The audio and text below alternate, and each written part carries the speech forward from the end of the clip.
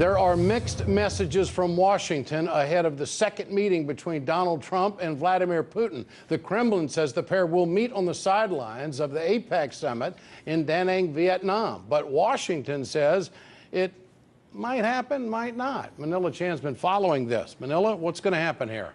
Right, Ed. Not only are there mixed messages from Washington and Moscow, but mixed messages coming out of the White House and the State Department, so double mixed messages from Washington.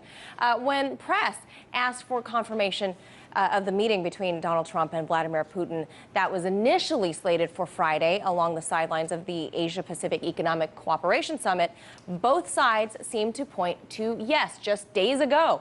But following these remarks from the U.S. Secretary of State Rex Tillerson, people began to wonder. He said, quote, "We're working with the Russians, as you know, in a number of difficult areas, and we have been in contact with them. And the view has been if the two leaders are going to meet, is there something sufficiently substantive to talk about that would warrant a formal meeting?"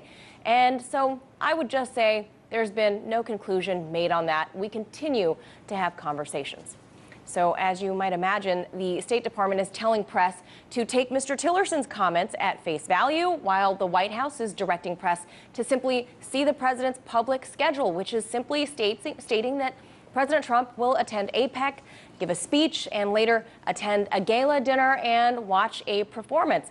But as our earlier reporting has indicated, the meeting between the two was never hammered out in stone. There was no formal bilateral meeting scheduled, although the White House is downplaying the arrangement. President Trump did say this to press on the flight to Japan.